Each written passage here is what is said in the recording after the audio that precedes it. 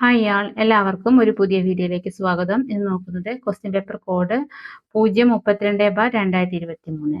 Question താഴെ കൊടുത്തിരിക്കുന്നതിൽ നിന്ന് A വിഭാഗത്തിന് യോജിച്ചവ ബി വിഭാഗത്തിൽ നിന്നും കണ്ടെത്തി ചുവടെ നൽകിയിരിക്കുന്ന കോഡുകളിൽ നിന്നും ഉത്തരം കണ്ടെത്തുക. താഴെ കൊടുത്തിരിക്കുന്നവയിൽ നിന്ന് എ വിഭാഗത്തിന് യോജിച്ചവ ബി വിഭാഗത്തിൽ നിന്ന് കണ്ടെത്തി ചുവടെ നൽകിയിരിക്കുന്ന കോഡുകളിൽ നിന്നും ഉത്തരം കണ്ടെത്തുക. വൈകുണ്ഠസ്വാമികൾ, അയ്യങ്കാളി, വാഗ്ബടാനന്ദൻ, VT ഭട്ടത്തിരിപ്പാട്. ആൻസർ വരുന്നത്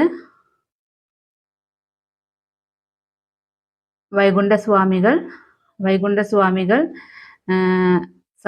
സമത്വ സമാജം, അയ്യങ്കാളി, സാധുജന പരിപാലന സംഘം, വാഗ്ബടാനന്ദൻ, ആത്മവിദ്യാ സംഘം, VT ഭട്ടത്തിരിപ്പാട്, യോഗക്ഷേമ സഭ. ആൻസർ വരുന്നത് ഓപ്ഷൻ സി. താഴെ കൊടുത്തിരിക്കുന്നവയിൽ ബ്രിട്ടീഷുകാർക്ക് എതിരെ കേരളത്തിൽ നടന്ന കലാപങ്ങളിൽ ആദ്യത്തേത്? താഴെ കൊടുത്തിരിക്കുന്നവയിൽ ബ്രിട്ടീഷുകാർക്കെതിരെ കേരളത്തിൽ നടന്ന കലാപങ്ങളിൽ ആദ്യത്തേത് ഏത്? ആറ്റിങ്ങൽ കലാപം. 1721. തിരുവനന്തപുരത്തെ അഞ്ചുതെങ്ങ് കോട്ടയ്ക്ക് സമീപം നാട്ടുകാർ ബ്രിട്ടീഷ് ഉദ്യോഗസ്ഥരെ ആക്രമിച്ചതാണ് ഇതിന് തുടക്കമിട്ടത്. ഇത് കേരളത്തിലെ മാത്രമല്ല ഇന്ത്യയിൽ തന്നെ ആദ്യത്തെ സാമ്രാജ്യത്വ വിരുദ്ധ സംഘടിത കലാപമായി വിശേഷിക്കപ്പെടുന്നു. തേഭാഗ സമരം ഏത് സംസ്ഥാനവുമായി ബന്ധപ്പെട്ട പ്രക്ഷോഭമാണ്? തേഭാഗ സമരം ഏത് സംസ്ഥാനവുമായി ബന്ധപ്പെട്ട പ്രക്ഷോഭമാണ്? ബംഗാൾ. 1946-47 കാലഘട്ടത്തിൽ ബംഗാളിലെ പാട്ടക്കർഷകർ ഭൂപ്രഭുക്കന്മാർക്കെതിരെ നടത്തിയ ശക്തമായ കർഷക പ്രക്ഷോഭമാണ് തേഭാഗ സമരം. 1857 ഒന്നാം സ്വാതന്ത്ര്യ സമരവുമായി ബന്ധമില്ലാത്ത നേതാക്കന്മാർ ആരെല്ലാം? 1857 ഒന്നാം സ്വാതന്ത്ര്യ സമരവുമായി ബന്ധമില്ലാത്ത നേതാക്കന്മാർ ആരെല്ലാം? സിദ്ധുവും കാനുവും 1857 വിപ്ലവകാരികളല്ല, മറിച്ച് 1855 സാന്താൾ കലാപത്തിന് നേതൃത്വം നൽകിയവരാണ്. ദ ലാസ്റ്റ് ജഡ്ജ്മെന്റ് അന്ത്യവിധി എന്ന കലാസൃഷ്ടി ആരുടേതാണ്? ദ ലാസ്റ്റ് ജഡ്ജ്മെന്റ് എന്ന കലാസൃഷ്ടി ആരുടേതാണ്? Michael Angelo. ഇറ്റാലിയൻ നവോത്ഥാന കാലഘട്ടത്തിലെ പ്രശസ്ത കലാകാരനായിരുന്ന മൈക്കല ഏഞ്ചലോ ആണ് വത്തിക്കാനിലെ സിസ്റ്റൈൻ ചാപ്പലിൽ അന്ത്യവിധി എന്ന ഈ വിഖ്യാത ചിത്രം വരച്ചത്. ഇന്ത്യ ഗാന്ധിജിക്ക് ശേഷം ഇന്ത്യ ആഫ്റ്റർ ഗാന്ധി എന്ന ഗ്രന്ഥത്തിന്റെ കർത്താവ്. ഇന്ത്യ ഗാന്ധിജിക്ക് ശേഷം എന്ന ഗ്രന്ഥത്തിന്റെ കർത്താവ് രാമചന്ദ്ര ഗുഹ. 2007 പ്രസിദ്ധീകരിച്ച ഈ പുസ്തകം സ്വതന്ത്ര ഇന്ത്യയുടെ ചരിത്രത്തെക്കുറിച്ചുള്ള സമഗ്രമായ ഒരു വിവരണമാണ്. ഉപദ്വീപീയ ഇന്ത്യയിലെ പടിഞ്ഞാറോട്ടൊഴുകുന്ന ഏറ്റവും വലിയ നദിയെക്കുറിച്ചുള്ള പ്രസ്താവനകളാണ് താഴെ തന്നിരിക്കുന്നത്. ഇതിൽ ശരിയായത് തിരിച്ചറിയുക. ഉപദ്വീപീയ ഇന്ത്യയിലെ പടിഞ്ഞാറോട്ടൊഴുകുന്ന ഏറ്റവും വലിയ നദിയെക്കുറിച്ചുള്ള പ്രസ്താവനകളാണ് താഴെ തന്നിരിക്കുന്നത്. ഇതിൽ ശരിയായത് തിരിച്ചറിയുക. ഛത്തീസ്ഗഡിലെ മൈക്കാല മലനിരയിൽ നിന്നും ഉത്ഭവിക്കുന്നു. ഛത്തീസ്ഗഡിലെ മൈക്കാല മലനിരയിൽ നിന്ന് ഉത്ഭവിക്കുന്നു. Option A. ഉപദ്വീപീയ ഇന്ത്യയിലെ പടിഞ്ഞാറോട്ടൊഴുകുന്ന ഏറ്റവും വലിയ നദി നർമ്മദയാണ്. അപ്പോൾ ഛത്തീസ്ഗഡിലെ മൈക്കല മലനിരയിൽ നിന്ന് ഉത്ഭവിക്കുന്നു. ഇത് യഥാർത്ഥത്തിൽ മധ്യപ്രദേശിലെ അമർകണ്ടക് മലനിരകളിൽ നിന്നാണ്. എന്നാൽ മൈക്കല നിരകളുടെ ഭാഗമാണിത്. മറ്റോപ്ഷൻ ഇന്ദ്രാവതിയും ശബരിയും ഗോദാവരിയുടെ പോഷക നദികളാണ്. ഗാന്ധി സാഗർ ഡാം ചമ്പൽ നദിയിലാണ്. നർമ്മദ പ്രധാനമായും മധ്യപ്രദേശ്, മഹാരാഷ്ട്ര, ഗുജറാത്ത് എന്നിവിടങ്ങളിലൂടെയാണ് ഒഴുകുന്നത്, രാജസ്ഥാനിലൂടെ അല്ല. നർമ്മദ നദിയുടെ ഉത്ഭവം അമർകണ്ടക് അതായത് മധ്യപ്രദേശിലാണ്. നീളം 1312 കിലോമീറ്റർ. അതിലെ പ്രധാന ഡാം എന്ന് പറയുന്നത് സർദാർ സരോവർ. സൈലന്റ് വാലി, ബന്ദിപ്പൂർ, മുതുമലൈ എന്നീ ദേശീയോദ്യാനങ്ങൾ ഉൾപ്പെടുന്ന ജൈവ മണ്ഡലം ഏത്? സൈലന്റ് വാലി, ബന്ദിപ്പൂർ, മുതുമലൈ എന്നീ ദേശീയോദ്യാനങ്ങൾ ഉൾപ്പെടുന്ന ജൈവമണ്ഡലം ഏത്? നീലഗിരി. നീലഗിരി. കേരളം, തമിഴ്നാട്, കർണാടക എന്നീ സംസ്ഥാനങ്ങളായി വ്യാപിച്ചു കിടക്കുന്ന നീലഗിരി ജൈവമണ്ഡല സംരക്ഷിത മേഖലയിലാണ് സൈലന്റ് വാലി, അതുപോലെ ബന്ദിപ്പൂർ. സൈലന്റ് വാലി കേരളത്തിലെ, ബന്ദിപ്പൂർ കർണാടക, മുതുമലൈ തമിഴ്നാട് എന്നീ ദേശീയോദ്യാനങ്ങൾ കാണപ്പെടുന്നത്. അഗസ്ത്യമല തെക്കേ അറ്റത്തുള്ള ജൈവമണ്ഡലമാണ്. സുന്ദരവനം പശ്ചിമ ബംഗാളിലെ കണ്ടൽക്കാടുകളാണ്. നന്ദാദേവി ഉത്തരാഖണ്ഡിലെ ജൈവമണ്ഡലമാണ്. അടുത്ത ക്വസ്റ്റ്യൻ ഡെലീറ്റഡ്. ഭൗമോപരിതലത്തിൽ ഏറ്റവും കൂടുതൽ കാണപ്പെടുന്ന ശിലകൾ. ഭൗമോപരിതലത്തിൽ ഏറ്റവും കൂടുതൽ കാണപ്പെടുന്ന ശിലകൾ. ഏറ്റവും കൂടുതൽ കാണപ്പെടുന്ന ശിലകൾ അവസാദ ശിലകൾ. അവസാദ ശിലകൾ. ഭൗമോപരിതലത്തിൽ ഏറ്റവും കൂടുതൽ കാണപ്പെടുന്നത് അവസാദ ശിലകളാണ്. ഭൂമിയുടെ ഉപരിതലത്തിന്റെ ഏകദേശം 70-75% ഭാഗവും അവസാദ ശിലകളാൽ മൂടപ്പെട്ടിരിക്കുന്നു. എങ്കിലും ഭൂമിയുടെ ആകെ പുറംതോടിന്റെ ഭൂരിഭാഗവും ആഗ്നേയ ശിലകളാണ്. അവസാദ ശിലകൾ മണ്ണൊലിപ്പ്, അവസാദീകരണം എന്നിവയിലൂടെ ഉണ്ടാകുന്നു. ആഗ്നേയ ശിലകൾ മാഗ്മ തണുത്തുറഞ്ഞുണ്ടാകുന്നു. കായാന്തരിത ശിലകൾ ഉയർന്ന താപനിലയും മർദ്ദവും കാരണം രൂപമാറ്റം വന്ന ശിലകളാണ് കായാന്തരിത ശിലകൾ. ജുമ്മിങ് കൃഷിരീതി ചെയ്തു വരുന്ന മോൻപ, മിഷ്മി, നാഗ ഗിരിവർഗ വിഭാഗം കണ്ടുവരുന്ന ഹിമാലയൻ ഭാഗം ഏത്? ജുമ്മിങ് കൃഷി ചെയ്തു വരുന്ന മോൻപ, മിഷ്മി, നാഗ ഗിരിവർഗ വിഭാഗം കണ്ടുവരുന്ന ഹിമാലയൻ ഭാഗം ഏത്? അരുണാചൽ ഹിമാലയം. അരുണാചൽ ഹിമാലയം. ഭൂട്ടാൻ അതിർത്തി മുതൽ കിഴക്ക് ദിഹാങ് മലയിടുക്ക് വരെ വ്യാപിച്ചു കിടക്കുന്ന ഹിമാലയ ഭാഗമാണ് അരുണാചൽ ഹിമാലയം.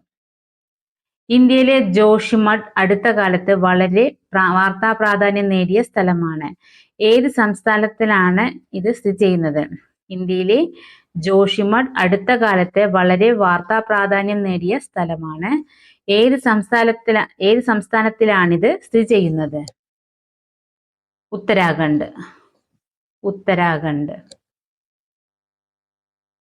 ഭൂമി ഇടിഞ്ഞു താഴുന്ന പ്രതിഭാസം മൂലം കെട്ടിടങ്ങളിൽ വിള്ളലുകൾ ഉണ്ടായതിനെ തുടർന്ന് ജോഷിമഠ് അടുത്ത കാലത്ത് വാർത്തകളിൽ നിറഞ്ഞത്. ഉത്തരാഖണ്ഡിലെ ചമോലി ജില്ലയിലാണ് ഈ പ്രദേശം സ്ഥിതി ചെയ്യുന്നത്. ബദരിനാഥ്, ഹേമകുണ്ട് സാഹിബ് തുടങ്ങിയ തീർത്ഥാടന കേന്ദ്രങ്ങളിലേക്കുള്ള കവാടമായി ജോഷിമഠ് അറിയപ്പെടുന്നു. കൂടാതെ ആദി ശങ്കരാചാര്യർ സ്ഥാപിച്ച 4 മഠങ്ങളിലൊന്നായ ജ്യോതിർമഠം ഇവിടെയാണ്. താഴെ കൊടുത്തിരിക്കുന്നവ ചേരുംപടി ചേർക്കുക. താഴെ കൊടുത്തിരിക്കുന്നവ ചേരുംപടി ചേർക്കുക. Universal fibre Zaid, Rabi, Oryza, sativa. Universal fibre പരുത്തി, സെയ്ദ് പഴം, റാബി ഗോതമ്പ്, ഒറൈസ സറ്റൈവ നെല്ല്. ആൻസർ വരുന്നത് ഓപ്ഷൻ എ ആണ്. Option A. 2023-24 ഇന്ത്യൻ ബജറ്റിൽ അമൃതകാലം എന്ന പേരിൽ 7 മുൻഗണനകൾ നൽകുന്നു. അതിൽ പെടാത്തത് ഇവയിലേതാണ്? 2023-24 ഇന്ത്യൻ ബജറ്റിൽ അമൃതകാലം എന്ന പേരിൽ 7 മുൻഗണനകൾ നൽകുന്നു. അതിൽ പെടാത്തത് ഇവയിൽ ഏതാണ്? വിവരാവകാശം. വിവരാവകാശം. 2023-24 കേന്ദ്ര ബജറ്റിൽ ഭാരതത്തിന്റെ അമൃതകാലത്തെ നയിക്കുന്നതിനായി 7 മുൻഗണനാ മേഖലകളാണ് അവതരിപ്പിച്ചത്. ഇവയെ സപ്തർഷികൾ എന്ന് വിശേഷിപ്പിക്കുന്നു. ബജറ്റിലെ 7 മുൻഗണനാ മേഖല എന്ന് പറഞ്ഞത് ഉൾക്കൊള്ളുന്ന വികസനം, ഇൻക്ലൂസീവ് ഡെവലപ്മെന്റ്. പിന്നെ അവസാന വ്യക്തിയിലേക്ക് എത്തുക, റീച്ചിങ് ദ ലാസ്റ്റ് മൈൽ. മൂന്നാമത്തെ അടിസ്ഥാന വികസനവും നിക്ഷേപവും, ഇൻഫ്രാസ്ട്രക്ചർ ആൻഡ് ഇൻവെസ്റ്റ്മെന്റ്. പിന്നെ സാധ്യതകളെ തുറന്നു വിടുക, അൺലീഷിംഗ് ദ പൊട്ടൻഷ്യൽ. അടുത്തത് ഹരിത വളർച്ച, ഗ്രീൻ ഗ്രോത്ത്. പിന്നെ യുവശക്തി, യൂത്ത് പവർ. സാമ്പത്തിക മേഖല, ഫിനാൻഷ്യൽ സെക്ടർ. ഇതാണ് 7 മുൻഗണനാ മേഖലകൾ ബജറ്റില്. അപ്പോൾ ചോദ്യത്തിൽ നൽകിയിട്ടുള്ള ഓപ്ഷനുകളിൽ വിവരാവകാശം ഈ മുൻഗണനാ പട്ടികയിൽ ഉൾപ്പെടുന്നില്ല. നീതി ആയോഗിനെ സംബന്ധിച്ച് താഴെ തന്നിരിക്കുന്ന പ്രസ്താവനകളിൽ ശരിയായവ ഏതെല്ലാം?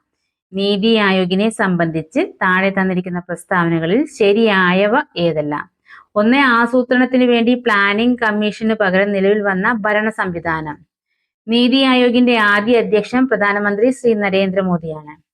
2015 ജനുവരി 1 നിലവിൽ വന്നു. നീതി ആയോഗിന്റെ ആസ്ഥാനം ഡൽഹിയാണ്. എല്ലാം ശരിയാണ്. അപ്പൊ ആൻസർ എന്ത്? Option D. 1, 2, 3, 4 ശരിയാണ്. ആത്മനിർഭർ ഭാരത് അഭിയാൻ പദ്ധതിയിൽ താഴെ പറയുന്നവയിൽ ശരിയല്ലാത്തതേത്?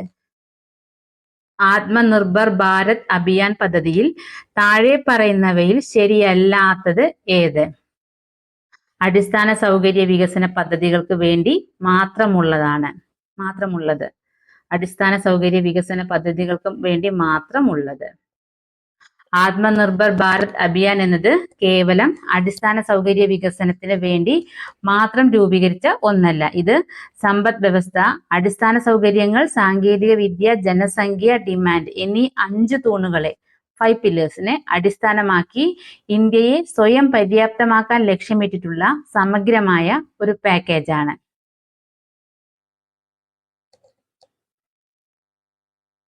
താഴെ തന്നിരിക്കുന്നവ ചേരുംപടി ചേർക്കുക. GST ബിൽ നിലവിൽ വന്നു. ആസൂത്രണ കമ്മീഷൻ രൂപീകരിച്ചു. ദേശീയ ഗ്രാമീണ തൊഴിലുറപ്പ് നിയമം. 1ാം പഞ്ചവത്സര പദ്ധതി ആരംഭിച്ചു. GST ബിൽ നിലവിൽ വന്നു 2017 ജൂലൈ 1. ആസൂത്രണ കമ്മീഷൻ രൂപീകരിച്ചു. 1950 മാർച്ച് 15. ദേശീയ ഗ്രാമീണ തൊഴിലുറപ്പ് നിയമം 2005 ആഗസ്റ്റ് 23. 1ാം പഞ്ചവത്സര പദ്ധതി ആരംഭിച്ചു. 1951 ഏപ്രിൽ 1. ആൻസർ എന്ത്? Option A. താഴെ തന്നിരിക്കുന്നവയിൽ നബാർഡുമായി ബന്ധമില്ലാത്തത് ഏത്? 1980 ജൂലൈ 12 സ്ഥാപിതമായി. നബാർഡ് സ്ഥാപിതമായത് 1982 ജൂലൈ 12 ക്വസ്റ്റ്യനിൽ 1980. അപ്പൊ തെറ്റാണ്. ഇതിന്റെ ലക്ഷ്യം എന്ന് പറഞ്ഞത് കാർഷിക മേഖലയുടെയും ഗ്രാമവികസനത്തിന്റെയും പുരോഗതിക്കായി പ്രവർത്തിക്കുന്ന പ്രധാന ബാങ്കാണ് നബാർഡ്.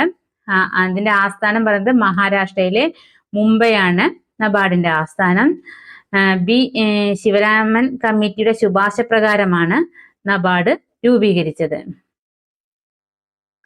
ഇന്ത്യയുടെ ഭരണഘടനാ നിർമ്മാണ സമിതി ഇന്ത്യൻ ഭരണഘടനയിലേക്ക് ബ്രിട്ടീഷ് ഭരണഘടനയിൽ നിന്നും കടമെടുത്ത സവിശേഷതകളിൽ പെടാത്തത് ഏത് അല്ലെങ്കിൽ ഏവ?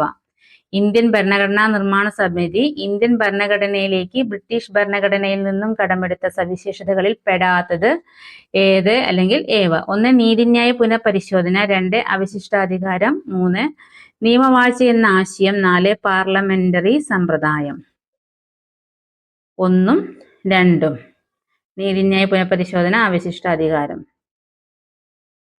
ബ്രിട്ടീഷ് ഭരണഘടനയിൽ നിന്ന് ഇന്ത്യ സ്വീകരിച്ചത് നിയമവാഴ്ച, അതുപോലെ പാർലമെന്ററി സമ്പ്രദായം. ബ്രിട്ടനിൽ നിന്ന് സ്വീകരിച്ചിട്ടില്ലാത്തത് നീതിന്യായ പുനഃപരിശോധന. ഇത് പ്രധാനമായും യുണൈറ്റഡ് സ്റ്റേറ്റിൽ നിന്നുള്ള ആശയം. പിന്നെ അവശിഷ്ടാധികാരം, ഇത് കാനഡയിൽ നിന്നാണ് എടുത്തിട്ടുള്ളത്. അത് രണ്ടും സ്വീകരിക്കാത്തത്, ബ്രിട്ടനിൽ നിന്നും സ്വീകരിക്കാത്തത്. നീതിന്യായ പുനഃപരിശോധനയും അവശിഷ്ടാധികാരവും. അപ്പോൾ ബ്രിട്ടനിൽ നിന്ന് എടുത്തിട്ടുള്ളതാണ് ചോദിച്ചിരിക്കുന്നത്. അപ്പൊ ആൻസർ വരുന്നത് ഓപ്ഷൻ സി 1ഉം 2ഉം. താഴെ തന്നിരിക്കുന്ന പ്രസ്താവനകളിൽ ഉത്തരവുകളുമായി ബന്ധപ്പെട്ട ശരിയായ പ്രസ്താവന അല്ലെങ്കിൽ പ്രസ്താവനകൾ ഏവ? താഴെ തന്നിരിക്കുന്ന പ്രസ്താവനകളിൽ റിട്സുമായി ബന്ധപ്പെട്ട ശരിയായ പ്രസ്താവന അല്ലെങ്കിൽ പ്രസ്താവനകൾ ഏവ? 1 ഇന്ത്യയിലെ എല്ലാ കോടതികൾക്കും ഉത്തരവുകൾ പുറപ്പെടുവിക്കാൻ അധികാരമുണ്ട്. 2 മാൻഡമസ് എന്ന വാക്കിന്റെ അർത്ഥം എന്തധികാരത്തിൽ എന്നാണ്? 3 ഹൈക്കോടതികൾക്ക് ഉത്തരവ് പുറപ്പെടുവിക്കാൻ അധികാരം നൽകുന്ന വകുപ്പാണ് 256. 4 ഇന്ത്യൻ ഭരണഘടന 5 തരം ഉത്തരവുകളെ കുറിച്ച് പ്രതിപാദിക്കുന്നു. 4ാമത്തെ ശരിയായ പ്രസ്താവന 4ാമത്തെ ഇന്ത്യൻ ഭരണഘടന 5 തരം ഉത്തരവുകളെ പ്രതിപാദിക്കുന്നു. ആൻസർ എന്ത്? Option B.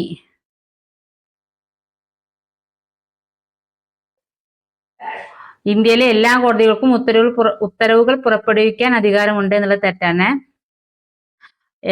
ഇന്ത്യയിലെ എല്ലാ കോടതികൾക്കും റിട്ടുകൾ പുറപ്പെടുവിക്കാൻ അധികാരമില്ല.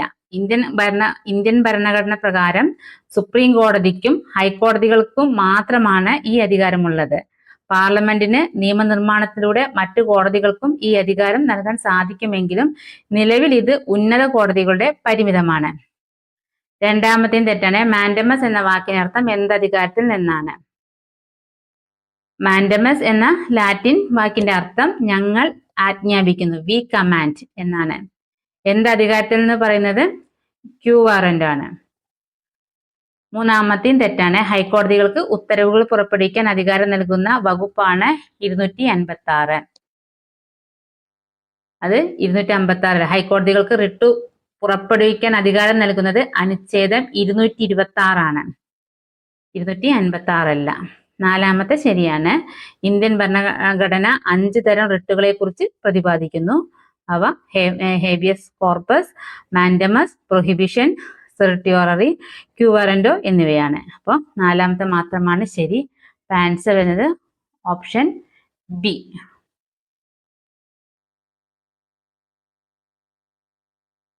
മാർഗനിർദ്ദേശക തത്വങ്ങളുടെ ലക്ഷ്യത്തിൽ പെടാത്ത ആശയം അല്ലെങ്കിൽ ആശയങ്ങൾ ഏവ? മാർഗനിർദ്ദേശക തത്വങ്ങളുടെ ലക്ഷ്യത്തിൽ പെടാത്ത ആശയം അല്ലെങ്കിൽ ആശയങ്ങൾ ഏവ? അന്തർദേശീയ സമാധാനം പരിപോഷിപ്പിക്കുക, മതസ്വാതന്ത്ര്യം വർദ്ധിപ്പിക്കുക, വിഭവങ്ങളുടെ തുല്യ വിതരണം, ജീവിത നിലവാരം മെച്ചപ്പെടുത്തുക. രണ്ടാമത്തെ, മതസ്വാതന്ത്ര്യം വർദ്ധിപ്പിക്കുക. ആൻസർ ഓപ്ഷൻ എ, ശരിയായ ഉത്തരം. മാർഗനിർദ്ദേശക തത്വങ്ങളുടെ ലക്ഷ്യത്തിൽ പെടാത്ത ആശയം മതസ്വാതന്ത്ര്യം വർദ്ധിപ്പിക്കുക.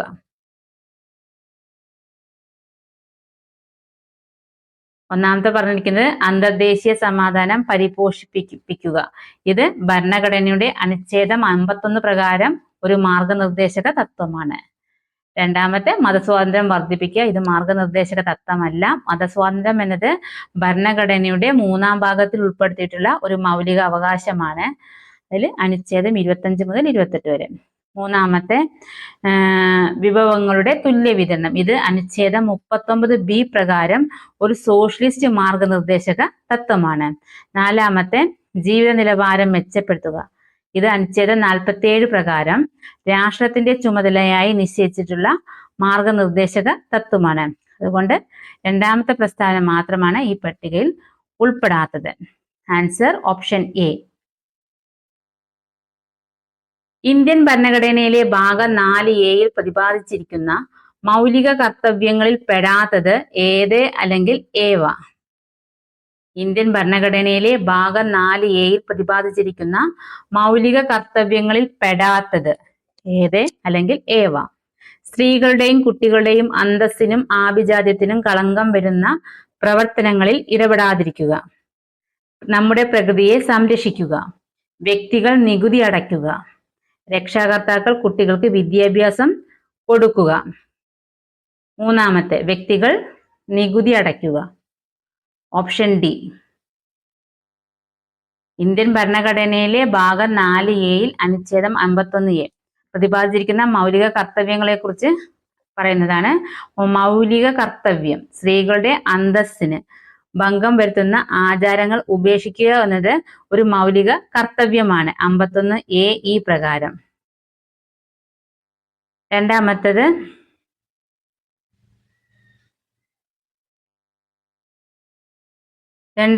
മൗലിക കർത്തവ്യമാണ്. വനങ്ങൾ, തടാകങ്ങൾ, നദികൾ, വന്യജീവികൾ എന്നിവ ഉൾപ്പെടെയുള്ള പ്രകൃതി പരിസ്ഥിതിയെ സംരക്ഷിക്കുകയും മെച്ചപ്പെടുത്തുകയും ചെയ്യുക എന്നത്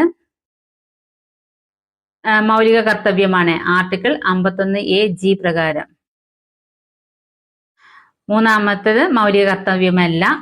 വ്യക്തികൾ നികുതി അടയ്ക്കുക എന്നത് ഭരണഘടന പ്രകാരം നിലവിൽ ഒരു മൗലിക കർത്തവ്യമല്ല.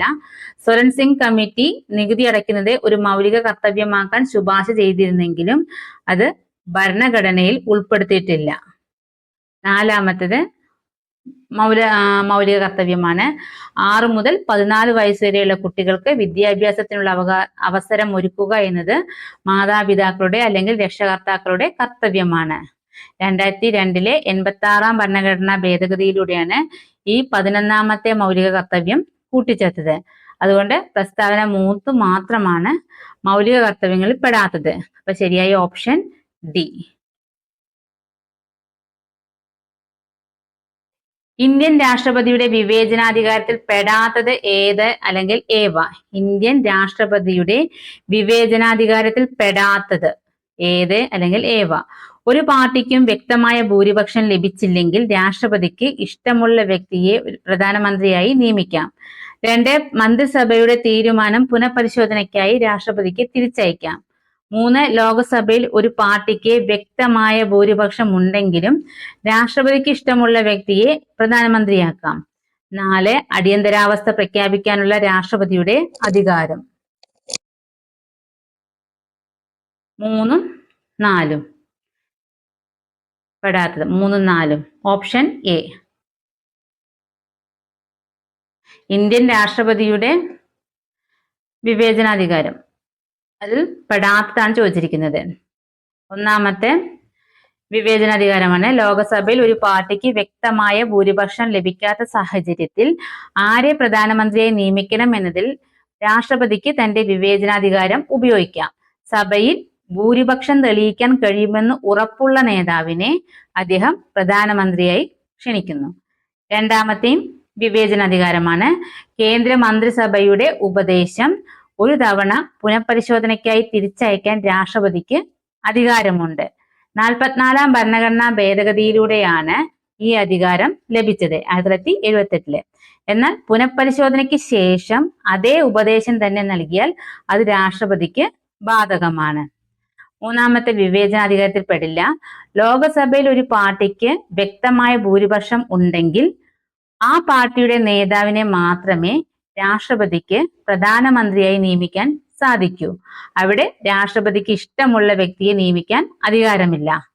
നാലാമത്തെയും വിവേചനാധികാരത്തിൽ പെടുന്നില്ല. അടിയന്തരാവസ്ഥ പ്രഖ്യാപിക്കാനുള്ള അധികാരം രാഷ്ട്രപതിയുടെ വിവേചനാധികാരമല്ല. അനുച്ഛേദം 352 പ്രകാരം കേന്ദ്ര മന്ത്രിസഭയുടെ രേഖാമൂലമുള്ള ശുപാർശയുണ്ടെങ്കിൽ മാത്രമേ രാഷ്ട്രപതിക്ക് അടിയന്തരാവസ്ഥ പ്രഖ്യാപിക്കാൻ കഴിയൂ. അപ്പോൾ പ്രസ്താവന 3, 4 രാഷ്ട്രപതിയുടെ വിവേചനാധികാരത്തിൽ പെടുന്നവയല്ല. അപ്പൊ ശരിയായ ആൻസർ എന്നത് ഓപ്ഷൻ എ 3, 4. ഭരണഘടനയുടെ 7ാം പട്ടികയിൽ പ്രതിപാദിച്ചിരിക്കുന്ന അവശിഷ്ടാധികാരവുമായി ബന്ധപ്പെട്ട ശരിയായ പ്രസ്താവനകൾ ഏവ? ഭരണഘടനയുടെ 7ാം പട്ടികയിൽ പ്രതിപാദിച്ചിരിക്കുന്ന അവശിഷ്ടാധികാരവുമായി ബന്ധപ്പെട്ട ശരിയായ പ്രസ്താവനകൾ ഏവ? 1. സൈബർ നിയമങ്ങൾ അവശിഷ്ടാധികാരികൾക്ക് ഉദാഹരണമാണ്. 2. ഈ ആശയം കടമെടുത്തിരിക്കുന്നത് കാനഡയുടെ ഭരണഘടനയിൽ നിന്നുമാണ്. 3. മായം ചേർക്കൽ അവശിഷ്ടാധികാരത്തിൽ പെടുന്നു. 4. അവശിഷ്ടാധികാരത്തിൽ നിന്നും നിയമം നിർമ്മിക്കാനുള്ള അധികാരം ഗവൺമെന്റിനാണ്. 1, 2, 4 ശരിയായ പ്രസ്താവനകൾ. Option D. ഭരണഘടനയുടെ 7ാം പട്ടികയിലെ അവശിഷ്ടാധികാരവുമായി ബന്ധപ്പെട്ട ശരിയായ പ്രസ്താവനകൾ 1, 2, 4.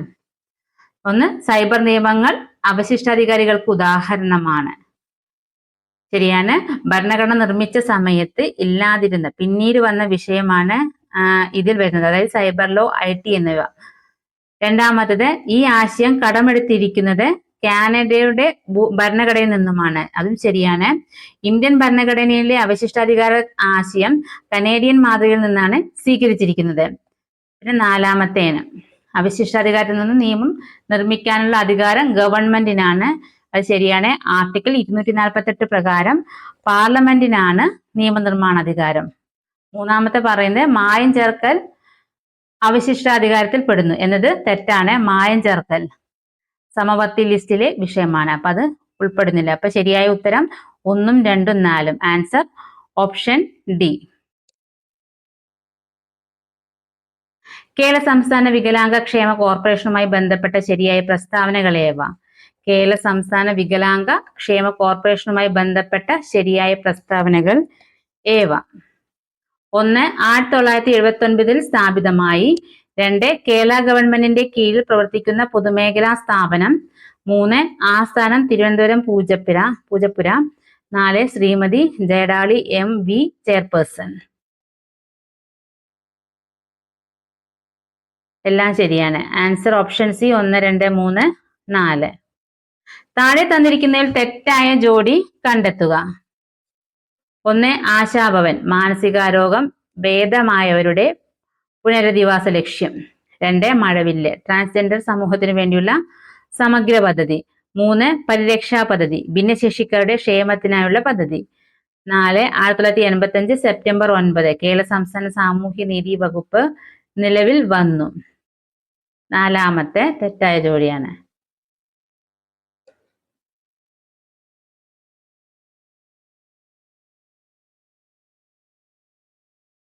ഈ പ്രസ്താവന 4ാമത്തെ പ്രസ്താവന തെറ്റാണ്. കേരള സാമൂഹ്യ നീതി വകുപ്പ് നിലവിൽ വന്നത് 1975 സെപ്റ്റംബർ 9 താഴെ തന്നിരിക്കുന്നതിൽ ഇന്ത്യൻ ഭരണഘടനയിലെ ശരിയായ വകുപ്പ് ഏത്? താഴെ തന്നിരിക്കുന്നതിൽ ഇന്ത്യൻ ഭരണഘടനയിലെ ശരിയായ വകുപ്പ് ഏത്? വകുപ്പ് 387, 312, 301A, 309. ശരിയായ വകുപ്പ് 2ാമത്തെ വകുപ്പ് 312 രാജ്യസഭയുടെ പ്രത്യേക അധികാരം. Option B. വകുപ്പ് 387 ഭരണഘടനാ ഭേദഗതിയല്ല, അത് തിരഞ്ഞെടുപ്പ് ആവശ്യങ്ങൾക്കായി ജനസംഖ്യ നിർണയിക്കുന്നതിനെ കുറിച്ചുള്ള താൽക്കാലിക വ്യവസ്ഥയായിരുന്നു. ഇപ്പോൾ അത് ഒഴിവാക്കി. പിന്നെ 2ാമത്തെ വകുപ്പ് 312 രാജ്യസഭയ്ക്ക് പുതിയ ഓൾ ഇന്ത്യ സർവീസുകൾ സൃഷ്ടിക്കാൻ അധികാരമുണ്ട്. ഇത് രാജ്യസഭയുടെ പ്രത്യേക അധികാരമായി അറിയപ്പെടുന്നു. അപ്പൊ അത് ശരിയാണ്. 3ാമത്തെ വകുപ്പ് 301A ആണ്. 301A അല്ല പറഞ്ഞിരിക്കുന്നത്. 307 സ്വത്തവകാശം നിയമപരമായ അവകാശമാക്കിയത് 44ാം ഭേദഗതിയിലൂടെ 1978. 301 അല്ല, 300A ആണ് അത്. 4ാമത്തേത് വകുപ്പ് 309 കേന്ദ്ര സംസ്ഥാന പൊതുസേവന നിയമങ്ങളെയും സേവന വ്യവസ്ഥകളെയും കുറിച്ചുള്ള ഇതാണ്. പാർലമെന്റ് സംയുക്ത സമ്മേളന വകുപ്പ് 108 പ്രകാരമാണ്. ആൻസർ ഓപ്ഷൻ ബി ആണ് 2. കേരള വനിതാ കമ്മീഷനുമായി ബന്ധപ്പെട്ട ശരിയായ പ്രസ്താവന അല്ലെങ്കിൽ പ്രസ്താവനകൾ ഏവ? കേരള വനിതാ കമ്മീഷനുമായി ബന്ധപ്പെട്ട ശരിയായ പ്രസ്താവന അല്ലെങ്കിൽ പ്രസ്താവനകൾ ഏവ? 1996 AK ആന്റണി മുഖ്യമന്ത്രി ആയിരുന്നപ്പോൾ ആദ്യത്തെ കമ്മീഷൻ രൂപീകരിച്ചു. 2 ആദ്യത്തെ അധ്യക്ഷ സുഗതകുമാരി ആയിരുന്നു. ഇപ്പോഴത്തെ അധ്യക്ഷ ശ്രീമതി P സതീദേവിയാണ്.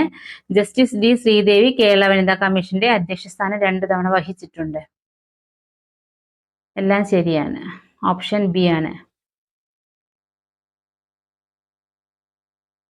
താഴെ തന്നിരിക്കുന്നതിൽ തെറ്റായ പ്രസ്താവന ഏത്? 1 കേരള സംസ്ഥാന ദുരന്ത നിവാരണ അതോറിറ്റി 2007 നിലവിൽ വന്നു.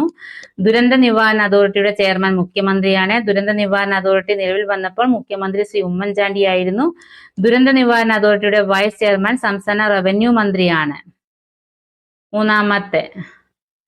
മൂന്നാമത്തെ തെറ്റായ പ്രസ്താവനയാണ് ഓപ്ഷൻ സി. രൂപീകരണ സമയത്ത് മുഖ്യമന്ത്രി, അത് തെറ്റാണ്. 2007 അതോറിറ്റി നിലവിൽ വരുമ്പോൾ കേരള മുഖ്യമന്ത്രി ശ്രീ VS അച്യുതാനന്ദനായിരുന്നു.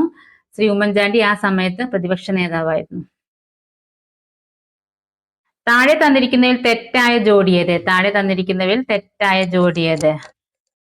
ആങ് സാൻ സുകി ഭയത്തിൽ നിന്നുള്ള മോചനം, നെൽസൺ മണ്ടേല സ്വാതന്ത്ര്യത്തിലേക്കുള്ള ദീർഘയാത്ര, ഓംബ്രൈ മേനോൻ ഞാൻ നാഥുറാം സംസാരിക്കുന്നു, സൽമാൻ റുഷ്ദി സാത്താന്റെ വചനങ്ങൾ.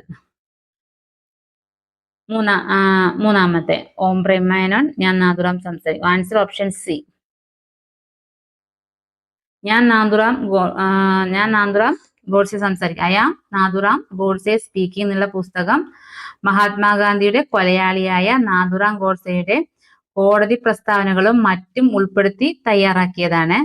പ്രശസ്ത എഴുത്തുകാരനായ ഓംബ്രൈ മേനോൻ രചിച്ച വിവാദമായ പുസ്തകം രാമായണം റീടോൾഡ് ആണ്. അപ്പൊ ആ ജോഡി തെറ്റാണ്. മൂന്നാമത്തെ.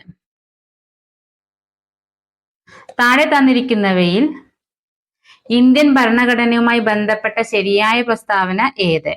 താഴെ തന്നിരിക്കുന്നതിൽ ഇന്ത്യൻ ഭരണഘടനയുമായി ബന്ധപ്പെട്ട ശരിയായ പ്രസ്താവന ഏത്? ഇന്ത്യൻ ഭരണഘടന ഭരണഘടനയാണ്. ഇന്ത്യൻ ഭരണഘടന അയവുള്ള ഭരണഘടനയാണ്. ഇന്ത്യൻ ഭരണഘടന ഭാഗികമായി അയവുള്ളതും ഭാഗികമായി ദൃഢവുമാണ്. ഭരണഘടനാ ഭേദഗതി ബിൽ ആദ്യം അവതരിപ്പിക്കേണ്ടത് ലോകസഭയിലാണ്. മൂന്നാമത്തെ ശരിയായത് മൂന്നാമത്തെ പ്രസ്താവനയാണ്. ഇന്ത്യൻ ഭരണഘടന ഭാഗികമായി അയവുള്ളതും ഭാഗികമായി ദൃഢവുമാണ്. ഭാഗികമായി അയവുള്ളതും ഭാഗികമായി ദൃഢവും. ഇന്ത്യൻ ഭരണഘടന അമേരിക്കൻ ഭരണഘടനയെ പോലെ പൂർണ്ണമായും ദൃഢമോ ബ്രിട്ടീഷ് ഭരണഘടനയെ പോലെ പൂർണ്ണമായും അയവുള്ളതോ അല്ല. പകരം ഇവ രണ്ടിന്റെയും ഒരു മിശ്രിതമാണ്. ചില ഭേദഗതികൾ പാർലമെന്റിലെ സാധാരണ ഭൂരിപക്ഷം കൊണ്ട് വരുത്താം. എന്നാൽ ചില പ്രധാന മാറ്റങ്ങൾക്ക് പ്രത്യേക ഭൂരിപക്ഷവും പകുതിയിലധികം സംസ്ഥാനങ്ങളുടെ അംഗീകാരവും ആവശ്യമാണ്. ഭരണഘടനാ ഭേദഗതി ബിൽ പാർലമെന്റിലെ ഏത് സഭയിലും, ലോകസഭയിലോ രാജ്യസഭയിലോ, ആദ്യം അവതരിപ്പിക്കാവുന്നതാണ്. അപ്പൊ നാലാമത്തെ പ്രസ്താവന തെറ്റാണ്. ആൻസർ എന്നത് ഓപ്ഷൻ ബി ആണ്, 3. വൻകുടലിൽ വസിക്കുന്ന ബാക്ടീരിയകൾ നിർമ്മിക്കുന്ന ജീവകം ഏത്? വൻകുടലിൽ വസിക്കുന്ന ബാക്ടീരിയകൾ നിർമ്മിക്കുന്ന ജീവകം ഏത്? ജീവകം കെ. ജീവകം കെ. വൻകുടലിൽ വസിക്കുന്ന ഈകോളി പോലുള്ള ബാക്ടീരിയകളാണ് ശരീരത്തിന് ആവശ്യമായ ജീവകം കെ പ്രധാനമായും നിർമ്മിക്കുന്നത്. രക്തം കട്ടപിടിക്കാൻ സഹായിക്കുന്ന പ്രധാന ഘടകവുമാണ് ജീവകം കെ. ജീവകം കെ കൂടാതെ ചില ബി കോംപ്ലക്സ് ജീവകങ്ങളും വൻകുടലിൽ ബാക്ടീരിയകൾ നിർമ്മിക്കാറുണ്ട്. ഉദാഹരണത്തിന് ബയോട്ടിൻ, B12, തയാമിൻ തുടങ്ങിയവ. ബാക്ടീരിയകൾ നിർമ്മിക്കുന്ന ഈ ജീവകങ്ങൾ വൻകുടലിന്റെ ഭിത്തികളിലൂടെ രക്തത്തിലേക്ക് ആഗിരണം ചെയ്യപ്പെടുന്നു. പ്രായമായവരിൽ ഈസ്ട്രജൻ ഹോർമോൺ കുറയുന്നത് മൂലമുണ്ടാകുന്ന അസ്ഥിരോഗം. പ്രായമായവരിൽ ഈസ്ട്രജൻ ഹോർമോൺ കുറയുന്നത് മൂലമുണ്ടാകുന്ന അസ്ഥിരോഗം ഓസ്റ്റിയോപൊറോസിസ്. ഓസ്റ്റിയോപൊറോസിസ്. സ്ത്രീകളിൽ ആർത്തവവിരാമത്തിന് ശേഷം ഈസ്ട്രജൻ ഹോർമോണിന്റെ അളവ് ഗണ്യമായി കുറയുന്നു. അസ്ഥികളുടെ സാന്ദ്രത നിലനിർത്തുന്നതിൽ ഈസ്ട്രജന് പ്രധാന പങ്ക് വഹിക്കുന്നുണ്ട്. ഈ ഹോർമോണിന്റെ കുറവ് മൂലം അസ്ഥികൾ സുഷിരങ്ങളുള്ളതാവുകയും ബലം കുറഞ്ഞ് എളുപ്പത്തിൽ പൊട്ടിപ്പോകാൻ കാരണമാവുകയും ചെയ്യുന്നു. ഇതിനെയാണ് ഓസ്റ്റിയോപൊറോസിസ് എന്ന് വിളിക്കുന്നത്. നട്ടെല്ലിലെ അറ്റ്ലസ്, ആക്സിസ് എന്നീ കശേരുകൾക്ക് ഇടയിൽ കാണപ്പെടുന്ന സന്ധി. നട്ടെല്ലിലെ അറ്റ്ലസ്, ആക്സിസ് എന്നീ കശേരുകൾക്കിടയിൽ കാണപ്പെടുന്ന സന്ധി കീലസന്ധി. കീലസന്ധി. നട്ടെല്ലിലെ ആദ്യത്തെ കശേരുവായ അറ്റ്ലസും രണ്ടാമത്തെ കശേരുവായ ആക്സിസും തമ്മിൽ ചേരുന്ന ഭാഗത്ത് കാണപ്പെടുന്ന സന്ധിയാണ് കീലസന്ധി. ചിക്കൻഗുനിയ രോഗത്തിന് കാരണമാകുന്ന രോഗാണു. ചിക്കൻഗുനിയ രോഗത്തിന് കാരണമാകുന്ന രോഗാണു ആൽഫ വൈറസ്. Alpha virus.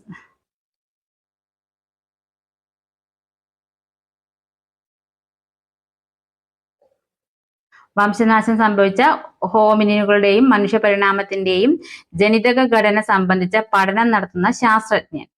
വംശനാശം സംഭവിച്ച ഹോമിനിനുകളുടെയും മനുഷ്യ പരിണാമത്തിന്റെയും ജനിതക ഘടന സംബന്ധിച്ച പഠനം നടത്തുന്ന ശാസ്ത്രജ്ഞൻ Svante Paabo. Option B, Svante Paabo. സംസ്ഥാനത്ത് അനീമിയ പൂർണ്ണമായും തുടച്ചു നീക്കുക എന്ന ലക്ഷ്യവുമായി ആരോഗ്യ വകുപ്പ് നടപ്പിലാക്കുന്ന വിപുലമായ പ്രചരണ പരിപാടി. സംസ്ഥാനത്ത് അനീമിയ പൂർണ്ണമായും തുടച്ചു നീക്കുക എന്ന ലക്ഷ്യവുമായി ആരോഗ്യ വകുപ്പ് നടപ്പാക്കുന്ന വിപുലമായ പ്രചാരണ പരിപാടി വിവ കേരളം. വിവ കേരളം. ഒരു വസ്തുവിന്റെ ചലനത്തിന് ഘർഷണബലം ചെയ്യുന്ന പ്രവൃത്തി താഴെ സൂചിപ്പിക്കുന്നതിൽ ഏതാണ്? ഒരു വസ്തുവിന്റെ ചലനത്തിൽ ഘർഷണബലം ചെയ്യുന്ന പ്രവൃത്തി താഴെ സൂചിപ്പിക്കുന്നതിൽ ഏതാണ്? നെഗറ്റീവ്. ഭൂമിയിൽ നിന്ന് ഒരു വസ്തുവിന് നൽകേണ്ട പലായന പ്രവേഗം താഴെ സൂചിപ്പിക്കുന്നതിൽ ഏതൊക്കെയായും ബന്ധപ്പെട്ടിരിക്കുന്നു? ഭൂമിയിൽ നിന്ന് ഒരു വസ്തുവിന് നൽകേണ്ട പലായന പ്രവേഗം താഴെ സൂചിപ്പിക്കുന്നതിൽ ഏതൊക്കെയായും ബന്ധപ്പെട്ടിരിക്കുന്നു? വസ്തുവിന്റെ മാസ്, ഭൂമിയുടെ മാസ്, വസ്തുവിന്റെ ആരം, ഭൂമിയുടെ ആരം. 2ഉം 4ഉം മാത്രം. ഭൂമിയുടെ മാസും ഭൂമിയുടെ ആരവും. 3/2 അപവർത്തനാങ്കമുള്ള ഒരു കോൺവെക്സ് ലെൻസിന്റെ വായുവിൽ 20 സെന്റിമീറ്റർ ഫോക്കസ് ദൂരമുണ്ടെങ്കിൽ 4/3 അപവർത്തനാങ്കമുള്ള ജലത്തിൽ എത്ര ഫോക്കസ് ദൂരമുണ്ടാകും? 3/2 അപവർത്തനാങ്കമുള്ള ഒരു കോൺവെക്സ് ലെൻസിന് വായുവിൽ 20 സെന്റിമീറ്റർ ഫോക്കസ് ദൂരമുണ്ടെങ്കിൽ 4/3 അപവർത്തനാങ്കമുള്ള ജലത്തിൽ എത്ര ഫോക്കസ് ദൂരം ഉണ്ടാകും? 80 സെന്റിമീറ്റർ. 2022 നവംബറിൽ EOS 06 ഉപഗ്രഹത്തെ ഭ്രമണപഥത്തിലെത്തിച്ച PSLV റോക്കറ്റ് ഏതാണ്? 2022 നവംബറിലെ EOS 06 ഉപഗ്രഹത്തെ ഭ്രമണപഥത്തിലെത്തിച്ച PSLV റോക്കറ്റ് ഏതാണ്? PSLV C-54. PSLV C-54. താഴെ പറയുന്നവയിൽ ലൂയിസ് സിദ്ധാന്തപ്രകാരം ആസിഡായി പരിഗണിക്കുന്നത് ഏത്? താഴെ പറയുന്നവയിൽ ലൂയിസ് സിദ്ധാന്തപ്രകാരം ആസിഡായി പരിഗണിക്കുന്നത് ഏത്? AlCl3. Option B. പൂരിത ലായനി അല്ലാത്തവയിൽ ഭിന്നാത്മക മിശ്രിതം എന്ന ഗണത്തിൽ വരുന്നത്? പൂരിത ലായനി അല്ലാത്തവയിൽ ഭിന്നാത്മക മിശ്രിതം എന്ന ഗണത്തിൽ വരുന്നത് കഞ്ഞിവെള്ളം. നിത്യേന അസിഡിക സ്വഭാവമുള്ളതും ആൽക്കലി സ്വഭാവമുള്ളതുമായ ഭക്ഷണപദാർത്ഥങ്ങൾ കഴിക്കാറുണ്ടെങ്കിലും രക്തത്തിന്റെ pH സ്ഥിരമായി നിൽക്കാൻ കാരണം രക്തം ഒരു ഡാഷ് ലായനിയാണ്. നിത്യേന അസിഡിക സ്വഭാവമുള്ളതും ആൽക്കലി സ്വഭാവമുള്ളതുമായ ഭക്ഷണപദാർത്ഥങ്ങൾ കഴിക്കാറുണ്ടെങ്കിലും രക്തത്തിന്റെ pH സ്ഥിരമായി നിൽക്കാൻ കാരണം രക്തം ഒരു ഡാഷ് ലായനിയാണ്. ബഫർ. അപ്പോളോ സ്പേസ് പ്രോഗ്രാമിൽ ഉപയോഗിച്ച മൂലകത്തിന്റെ ജ്വലന ഫലമായി ഉണ്ടാകുന്ന ഊർജം ഭാവിയിലേക്കുള്ള ഇന്ധനമായി കണക്കാക്കപ്പെടുന്നു. പ്രസ്തുത മൂലകം ഏത്? അപ്പോളോ സ്പേസ് പ്രോഗ്രാമിൽ ഉപയോഗിച്ച മൂലകത്തിന്റെ ജ്വലന ഫലമായി ഉണ്ടാകുന്ന ഊർജം ഭാവിയിലേക്കുള്ള ഇന്ധനമായി കണക്കാക്കപ്പെടുന്നു. പ്രസ്തുത മൂലകം ഏത്? ഹൈഡ്രജൻ. മലയാളത്തിന്റെ ശാകുന്തളം എന്ന് വിശേഷിപ്പിക്കപ്പെടുന്ന ആട്ടക്കഥ ഏത്? മലയാളത്തിന്റെ ശാകുന്തളം എന്ന് വിശേഷിപ്പിക്കപ്പെടുന്ന ആട്ടക്കഥ ഏത്? നളചരിതം. M. മുകുന്ദന് വയലാർ സാഹിത്യ അവാർഡ് നേടിക്കൊടുത്ത കൃതി ഏത്? M. മുകുന്ദന് വയലാർ സാഹിത്യ അവാർഡ് നേടിക്കൊടുത്ത കൃതി ഏത്?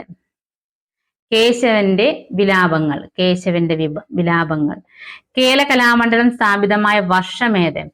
കേരള കലാമണ്ഡലം സ്ഥാപിതമായ വർഷം ഏത്? 1930. 2018 ലോകകപ്പ് പുരുഷ ഹോക്കി മത്സരങ്ങൾക്ക് വേദിയായ ഇന്ത്യൻ നഗരം ഏത്? 2018 ലോകകപ്പ് പുരുഷ ഹോക്കി മത്സരങ്ങൾക്ക് വേദിയായ ഇന്ത്യൻ നഗരം ഏത്? ഭുവനേശ്വർ. കേരളത്തിലെ ഹയർ സെക്കൻഡറി, ഹൈസ്കൂൾ എന്നീ സംവിധാനങ്ങളുടെ ഏകീകരണം ശുപാർശ ചെയ്ത കമ്മിറ്റി ഏത്? കേരളത്തിലെ ഹയർ സെക്കൻഡറി, ഹൈസ്കൂൾ എന്നീ സംവിധാനങ്ങളുടെ ഏകീകരണം ശുപാർശ ചെയ്ത കമ്മിറ്റി ഏത്? ഖാദർ കമ്മിറ്റി. 1/5 + 2/5² + 3/5³ ദശാംശ രൂപം ഏത്? 0.304. ഒരു സമാന്തര ശ്രേണിയുടെ ആദ്യ പദം 25ഉം പൊതുവ്യത്യാസം 10ഉം ആയാൽ ആദ്യത്തെ 20 പദങ്ങളുടെ തുക എത്ര? 2400. 150 മീറ്റർ നീളമുള്ള തീവണ്ടി 90 km/മണിക്കൂർ വേഗത്തിൽ സഞ്ചരിക്കുന്നു. ഈ തീവണ്ടി 200 മീറ്റർ നീളമുള്ള ഒരു പാലം കടന്നുപോകാൻ എത്ര സമയമെടുക്കും? 14 സെക്കൻഡ്. ഒരു ത്രികോണത്തിലെ കോണുകൾ 1:3:5 എന്ന അംശബന്ധത്തിലായാൽ ഏറ്റവും വലിയ കോണിന്റെ അളവ് എത്ര? 100 ഡിഗ്രി. ചതുരാകൃതിയിലുള്ള ഒരു ഇരുമ്പ് കട്ടയുടെ നീളം 25 സെന്റിമീറ്ററും വീതി 10 സെന്റിമീറ്ററും ഉയരം 4 സെന്റിമീറ്ററുമാണ്. ഇത് ഉരുക്കി ഒരു സമചതുരക്കട്ട ഉണ്ടാക്കിയാൽ ഒരു വശത്തിന്റെ നീളം എത്ര? 10 centimetre. -1² + -1³ + -1/4 + -1/5 = 0. A + B = 28, B + C = 40, C + A = 32 ആയാൽ A + B + C വില എത്ര? 50. 2020 ഫെബ്രുവരി 5 മുതൽ മാർച്ച് 5 വരെ 2 ദിവസവും ഉൾപ്പെട്ട എത്ര ദിവസം? 2020 ഫെബ്രുവരി 5 മുതൽ മാർച്ച് 5 വരെ 2 ദിവസവും ഉൾപ്പെടെ എത്ര ദിവസം? 30. അടുത്ത ക്വസ്റ്റ്യൻ ഡിലീറ്റഡ് ആണ്. ക്ലോക്കിൽ സമയം 2 മണിയാകുമ്പോൾ മണിക്കൂർ സൂചിക്കും മിനിറ്റ് സൂചിക്കും ഇടയിലുള്ള കോണളവ് എത്ര? 60 degree. 60 degree. The dash part of the novel is quite interesting. Later. The expanded form of CEO is Chief Executive Officer. Nobody enjoyed the movie dash. Did they? It is better to keep sycophants. Answer the option C. At an arm's length. The week crept along dash slowly dash a snail. As. Pick out the wrong sentence. The manager with all his staffs are attending the function. Pick out the wrongly spelt word. Delegate. If a person cannot be defeated, he is called an dash person. Invincible. Which word is not a synonym of lazy? Incessant. Option B. Pick out the passive form of the sentence. Where did she hide the necklace? Where was the necklace hidden? ഒറ്റപ്പദം എഴുതുക. അറിയാൻ ആഗ്രഹമുള്ള ആൾ. ജിജ്ഞാസു. തുളസിദാസ രാമായണം മലയാളത്തിലേക്ക് പരിഭാഷപ്പെടുത്തിയത് ആര്? വെണ്ണിക്കുളം ഗോപാലക്കുറുപ്പ്. ഒരു സ്ഥാനത്തെത്തിക്കുക എന്ന അർത്ഥത്തിൽ ഉപയോഗിക്കുന്ന ശൈലി ഏത്? കടവടുപ്പിക്കുക. പ്രാഞ്ചി എന്ന വാക്കിന്റെ വിപരീതമായി വരുന്ന പദം ഏത്? പ്രതീജി. ശാരിക എന്ന വാക്കിന്റെ പര്യായ അല്ലാത്ത പദം ഏത്? ചകോരം. വീട് പ്ലസ് പണി ചേർത്തെഴുതുക. വീടുപണി. കേമൻ പിരിച്ചെഴുതുക. കേമം പ്ലസ് അൻ. കർത്തൃ എന്ന പദത്തിന്റെ പുല്ലിംഗം എഴുതുക. കർത്താവ്. തമ്പി എന്ന പദത്തിന്റെ സ്ത്രീലിംഗ രൂപം ഏത്? തങ്ക. സാമാന്യ ലിംഗ ബഹുവചന രൂപമായ അവ എന്നതിന്റെ ഏകവചന രൂപം താഴെ കൊടുത്തിട്ടുള്ളവയിൽ ഏതാണ്? അത്. Thank you.